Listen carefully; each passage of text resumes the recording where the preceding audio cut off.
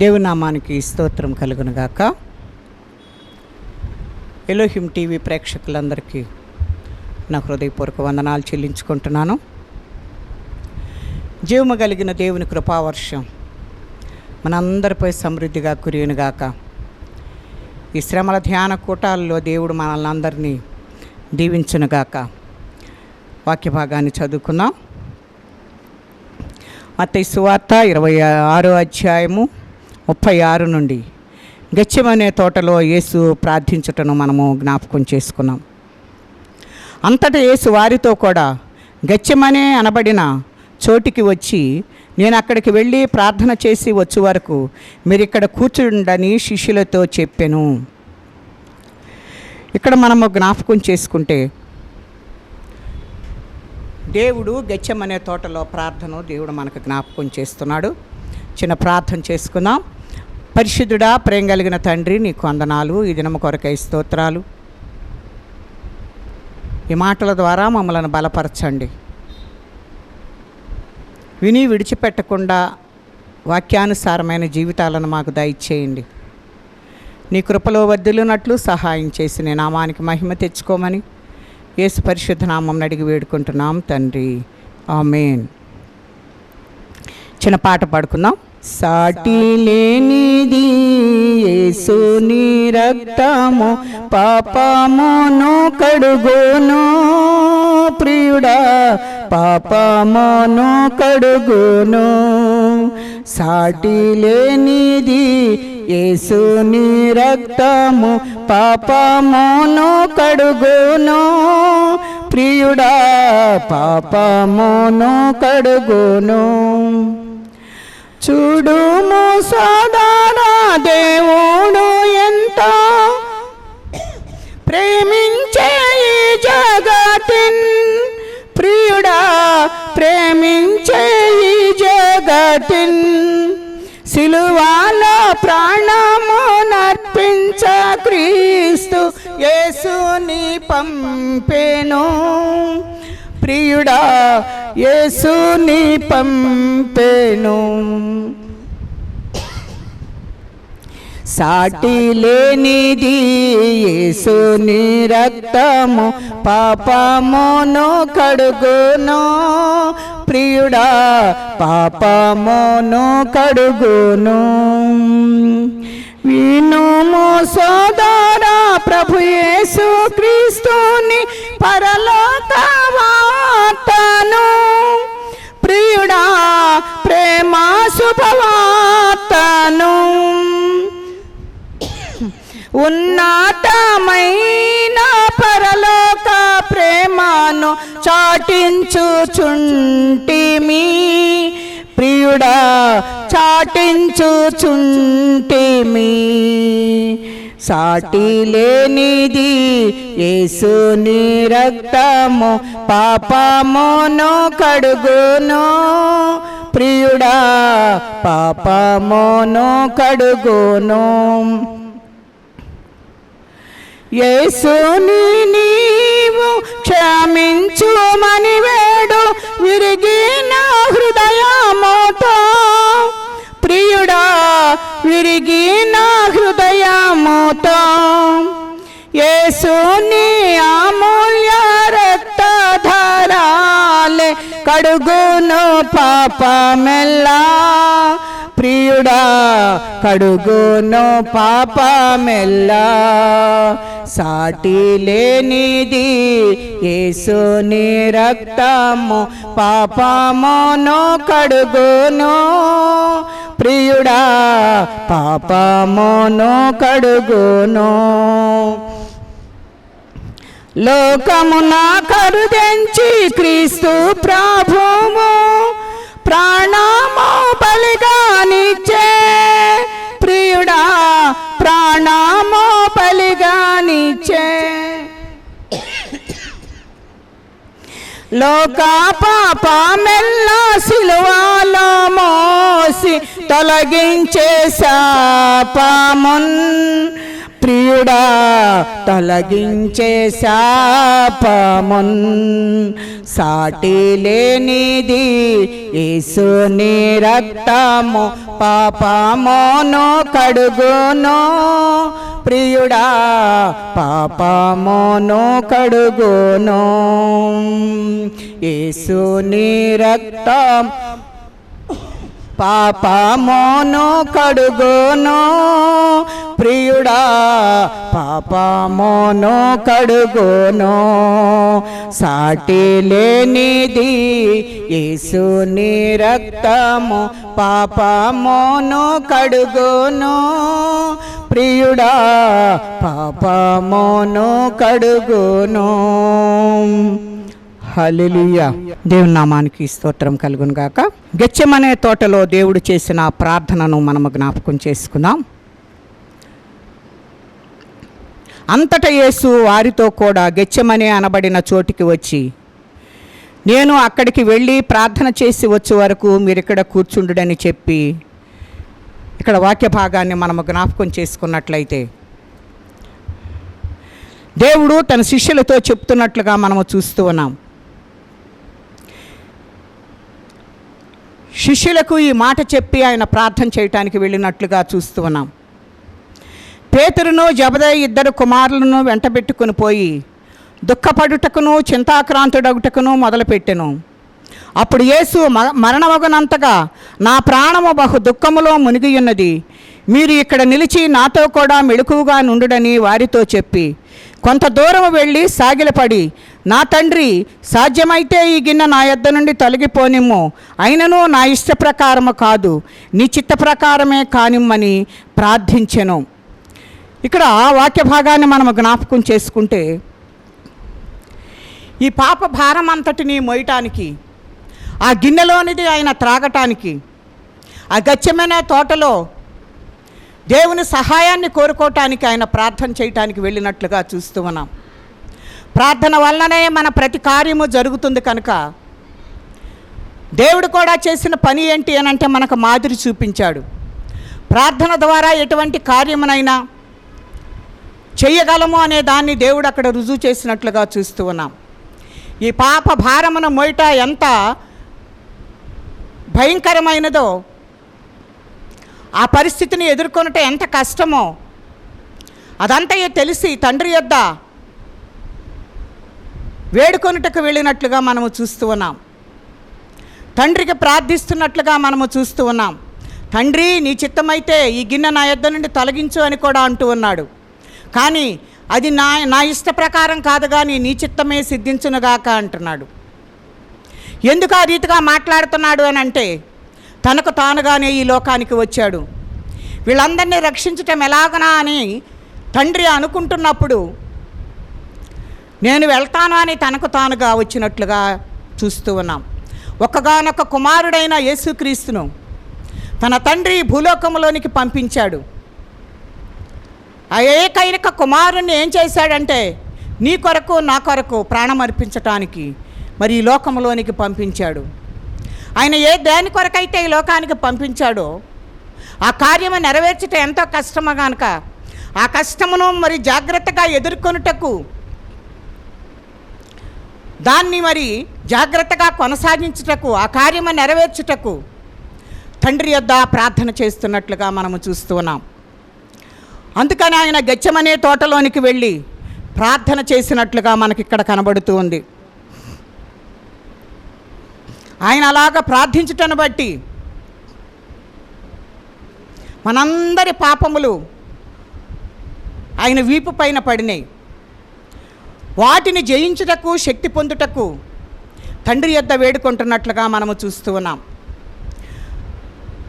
మనము కూడాను మన పరిస్థితులను బట్టి అవి ఎలాగన ఎదిరించాలి, వాటిలో నుంచి మనం ఎలాగ బయటపడాలి, వాటిని సమర్థవంతంగా ఎలాగ చేయాలి అనే విషయాలకు మనం వస్తే, మన పరిస్థితులన్నీ సరిచేయటానికి తండ్రి అయిన దేవుడు మనకున్నాడని, మనమందరం కూడా తండ్రికి మొరపెట్టేవారిగా ఉండాలని దేవుని యొక్క వాక్యము మనకు హెచ్చరిక చేస్తున్నట్లుగా మనము చూస్తూ ఉన్నాం. దేవుడు ఆ మాదిరిని మనకు చూపించాడు. నీకేదైతే భారం అనిపిస్తుందో నువ్వేదైతే చేయలేకపోతున్నావో, నీకు ఏదైతే భారంగా అనిపిస్తుందో, అది కష్టంగా అనిపిస్తుందో, అది నీ వలనైతే కాదు. కానీ మనము ప్రార్థన చేసి తండ్రిని వేడుకొనాలని యేసయ్య మరి ప్రార్థన చేసినట్లుగా మనము చూస్తూ ఉన్నాం. గెత్సెమనే తోటలోనికి వెళ్ళినట్లుగా మనము చూస్తూ ఉన్నాం. గెత్సెమనే అంటే ఒలివ చెట్లతో నిండి ఉన్న ఒక తోట అని మనము జ్ఞాపకం చేసుకోవాలి. అలాగనని నూనె గానుగాని కూడా అర్థం ఇస్తూ ఉంటుంది ఆ మాటకు. అరామిక్లో గెత్సెమనే అనే మాటను వాడతారు. హీబ్రూలో గెత్సెమనిం అంటారు. గ్రీకులో అయితే గెత్సెమనిం అని అంటారు. యేసు చేసిన ప్రార్థనలు, ఏం ప్రార్థనలు చేశాడు, ఆయన ఎక్కడికి వెళ్ళాడు అని మనం జ్ఞాపకం చేసుకుంటే, శిష్యులందరినీ కూడాను అక్కడ కూర్చోండి, నేను ప్రార్థించి వచ్చే వరకు మీరు ఇక్కడ కూర్చోండి అని చెప్పేసి వెళ్ళాడు. అక్కడికి వెళ్ళిన తర్వాత ఆయన ఏం చేశాడంటే ఏకాంతముగా ఉండి తండ్రి సన్నిధిలో ప్రార్థన చేసినట్లుగా మనము చూస్తూ ఉన్నాం. ఆయన ఏకాంత ప్రార్థన చేశాడు.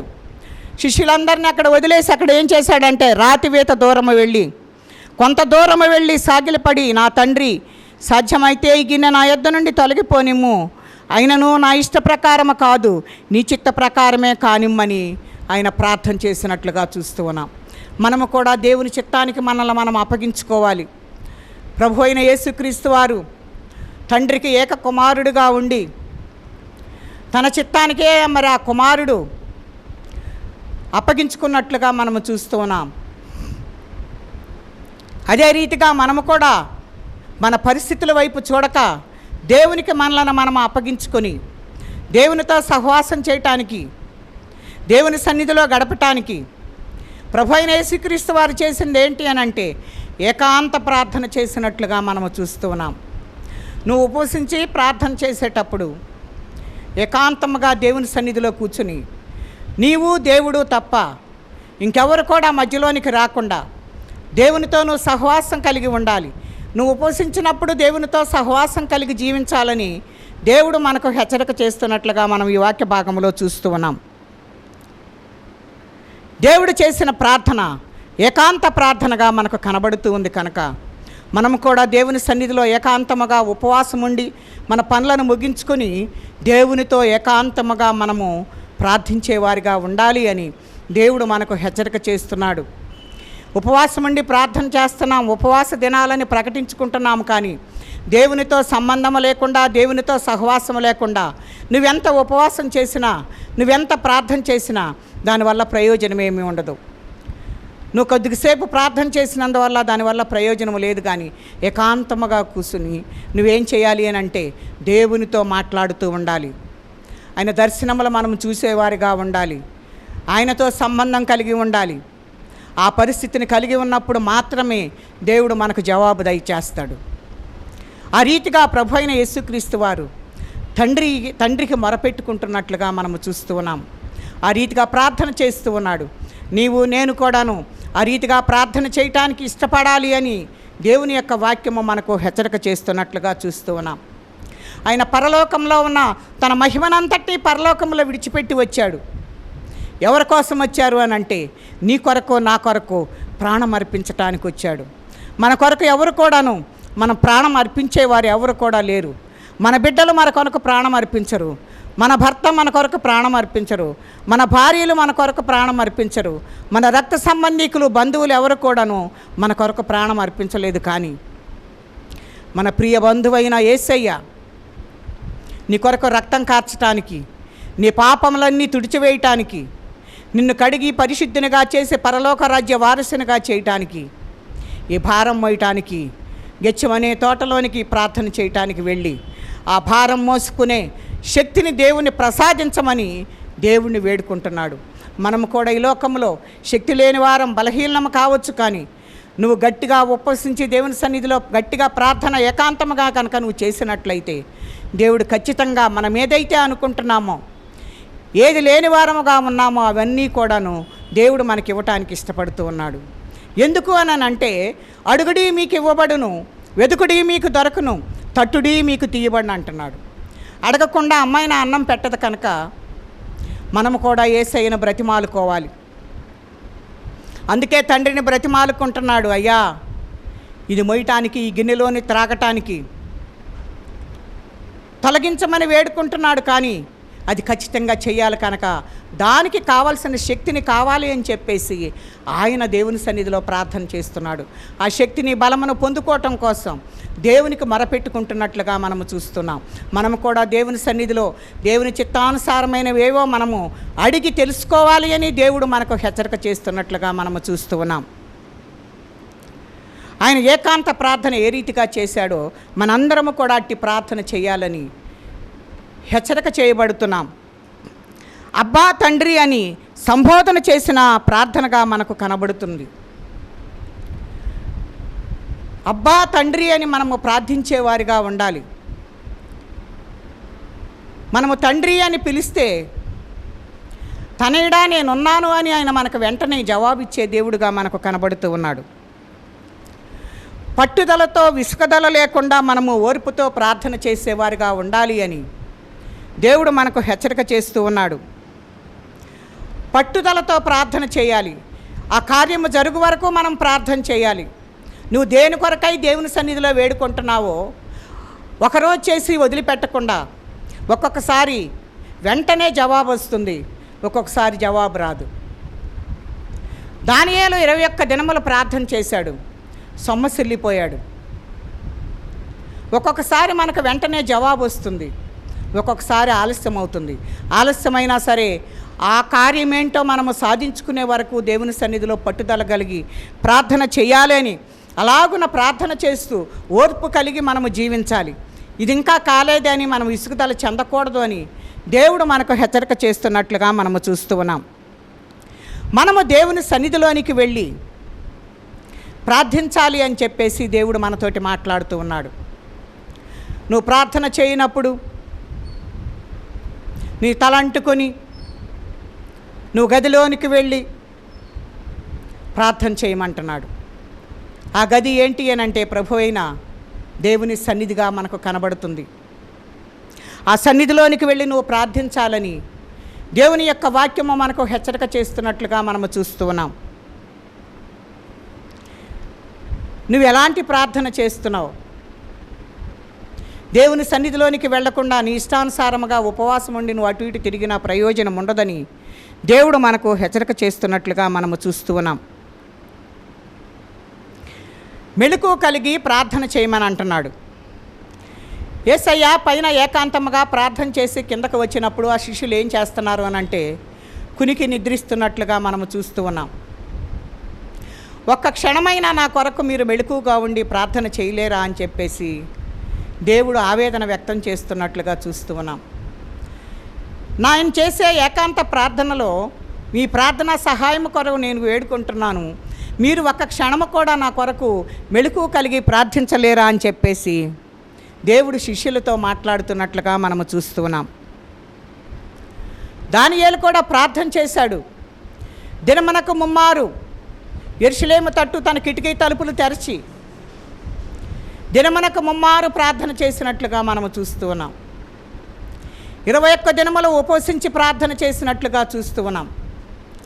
ఆ 21 దినములు ప్రార్థన చేసినప్పుడు దేవుడు వెంటనే జవాబు అయితే ఇచ్చాడు. కానీ సాతాను మరి అడ్డుగా నిలబడి మిఖాయేలు తీసుకుని వస్తున్నప్పుడు అడ్డుపడి ఆ ప్రార్థనను త్వరగా మరి దానియేలు దగ్గరకు తీసుకురావటానికి మరి వీలు పడకుండా చేసింది. కనుక అలాంటి మనం చేసే ప్రార్థనలు దుష్టుడు కూడాను ఒక్కొక్కసారి ఆటంకంగా ఉంటాడు. కనుక మనము జాగ్రత్త కలిగి ప్రార్థన చేసేవారిగా ఉండాలి అని దేవుడు మనకు హెచ్చరిక చేస్తున్నట్లుగా మనము చూస్తూ ఉన్నాం. ఆయన దినమునకు ముమ్మారు ప్రార్థన చేశాడు. 21 దినములు ఉపవసించి ప్రార్థన చేశాడు. ఈ రీతిగా ప్రార్థన చేసినప్పుడు దేవుడు ఖచ్చితంగా నీకు నాకు జవాబు దయచేస్తాడు. దేవునికి కూడాను, యేసయ్యకు కూడా తండ్రి శక్తినిచ్చి ఆ శ్రమ సహించుటకు ఏకాంత ప్రార్థనలో ఆ శక్తిని, ఆ బలమును దేవుడు ప్రసాదించినట్లుగా మనము చూస్తూ ఉన్నాం. ఆ శక్తిని పొందుకున్న తర్వాతనే ఆయన సిలువ మీదకు వెళ్ళినట్లుగా మనము చూస్తూ ఉన్నాం. తరువాత మనం ఏం చేయాలంటే పశ్చాత్తాపడి ప్రార్థన చేయాలి. ఏ రీతిగా పశ్చాత్తాపడాలంటే, అయ్యా నేను ఎందుకు పనికిరాని వాడను, నన్ను కరుణించు ప్రభు అని మనము ప్రార్థన చేయాలి. దావీదు కుమారుడా నన్ను కరుణించు అనగానే గుడ్డివాడిని కరుణించిన దేవుడు నిన్ను నన్ను కూడా కరుణించడానికి ఇష్టపడుతున్నాడు. సుంకరి కూడా అడుగుతున్నాడు, ఈ తట్టు నాయన ఆకాశము తట్టు కన్నులెత్తుటకైనను నేను యోగ్యుడను కాను, పాపినైనా నన్ను కరుణించు ప్రభు అని 2 మాటలే ప్రార్థన చేశాడు. సుంకరి ప్రార్థనను దేవుడు ఆలకించినట్లుగా మనము చూస్తూ ఉన్నాం.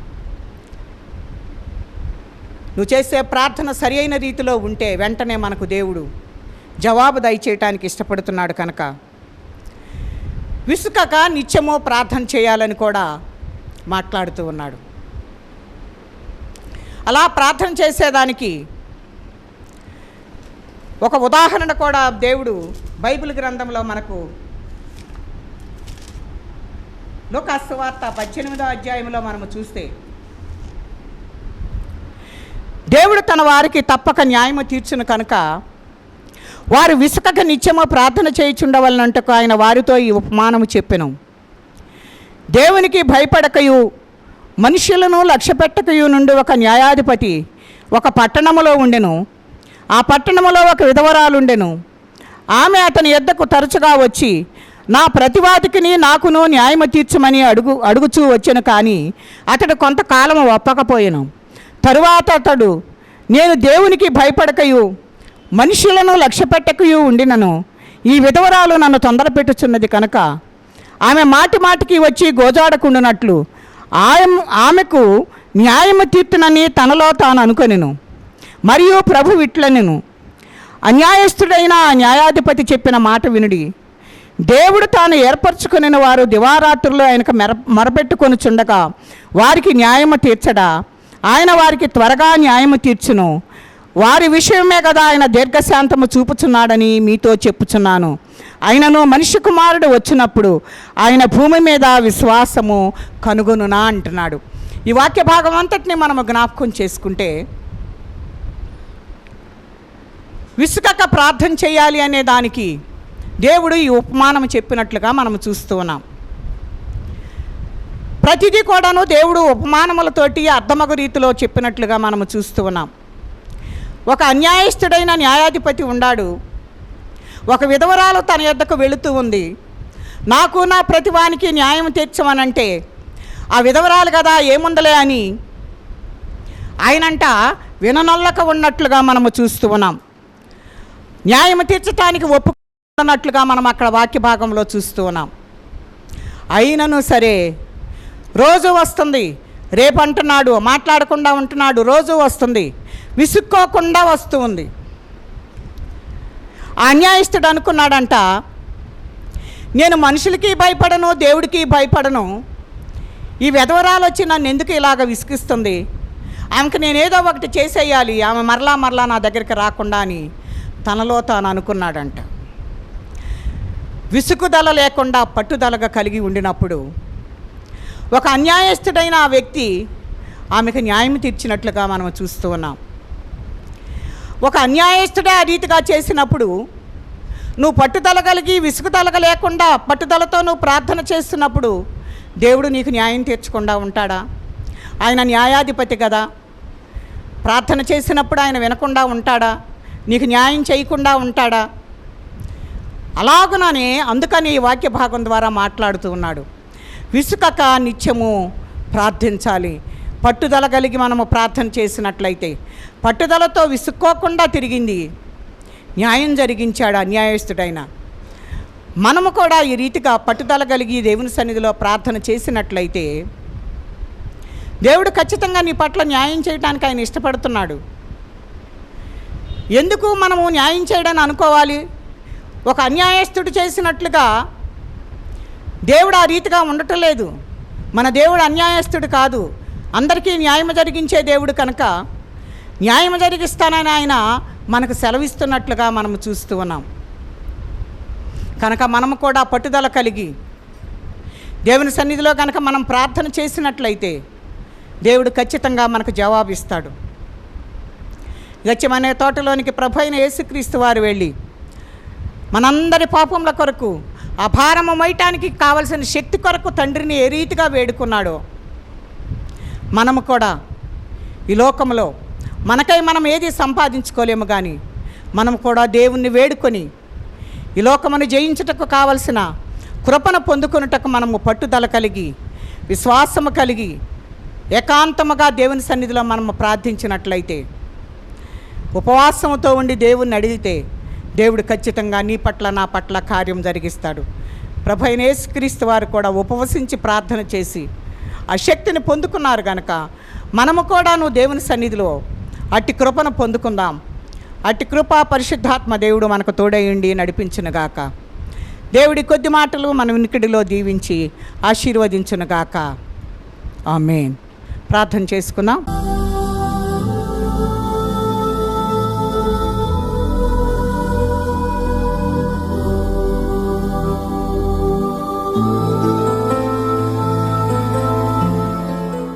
పరిశుద్ధుడా, ప్రేమ కలిగిన తండ్రి, ఏ రీతిగా ప్రార్థించాలో నాయన, ఏ రీతిగా మేము నా తండ్రి నీ సన్నిధిలో నాయన ఉపవసించినప్పుడు ఉండాలో మీరు మాతో సూటిగా మాట్లాడిన దేవుడు అయ్యా. అలాగ ప్రార్థించటమే కాకుండా విసుగుదల లేకుండా పట్టుదల కలిగి ప్రార్థించమన్నావు ప్రభువా. విధవరాలు ప్రార్థన నాయన విసుగుదల లేకుండా నాయన న్యాయాధిపతి వద్దకు తిరిగినప్పుడు, అన్యాయస్తుడే, దేవునికి భయపడని వాడే, మనుషులకు భయపడని వాడే ప్రతిదినము నన్ను వచ్చి విసిగిస్తూ ఉంది కనుక ఇక ఆమె నా యొద్దకు రాకుండా ఉండుటకు నేను ఆమెకు, ఆమె ప్రతివాదికి నేను న్యాయం తీరుస్తానని తనలో తాను అనుకున్నాడు. దేవుడు నిన్ను నన్ను చూస్తూ ఉన్న దేవుడు, నీకు న్యాయం చేయటానికి, నువ్వు అన్యాయముగా ఉంటే నీకు న్యాయం చేయటానికి, నువ్వు అన్యాయం అవుతుంటే ఆయన న్యాయం చేయటానికి ఎదురు చూస్తూ ఉన్నాడు. ఆ రీతిగా దేవుని సన్నిధిలో మనందరము కూడా ప్రార్థించబద్ధులమై ఉండగా దేవుడు మనకు ఆ కృప దయచేయాలని మనందరము కూడా ప్రార్థన చేసుకుందాం. ఎందుకు అనంటే యేసయ్య కూడా ప్రార్థన చేసి మనకు రుజువు చూపించారు. మన పాపములను మోయుటకు శక్తి చాలని వ్యక్తిగా ఉన్నప్పుడు ఉపవసించి ప్రార్థన చేసి ఆ శక్తిని పొందుకొనుటకు, ఎందుకు అనంటే పరలోకంలో తన మహిమనంతటిని విడిచిపెట్టాడు కనుక ఆ శక్తి తండ్రి యొద్ద నుంచే పొందుకోవాలి కనుక ప్రార్థించాడు. ఉపవసించి ఆ శక్తిని పొందుకొని సిలువను మోసి నీ కొరకు తన ప్రాణమును త్యాగం చేశాడు. తన రక్తం అంతటిని కూడా నీ కొరకు కార్చాడు. అటు యేసయ్యకు నువ్వేం చేస్తున్నావు? ఆయన యొద్దకు నువ్వు సరిగ్గా వస్తున్నావా? ఆయనతో సహవాసం చేస్తున్నావా? నీ కొరకే కదమ్మా ఇంత త్యాగం చేసిన దేవుని కొరకు నువ్వేం చేస్తున్నావు? నీ కొరకు తన ప్రాణాన్ని పెట్టాడు, నీ కొరకు రక్తం కార్చాడు. 3 దినములు సమాధిలో ఉండి పునరుద్ధానుడై తిరిగి లేచి ఆరోహణమై వెళ్ళి మరలా తిరిగి రాబోతున్నాడు. ఆయన కొరకు నువ్వేం చేస్తున్నావు? ఒకసారి మనం హృదయ పరిశీలన చేసుకుందాం.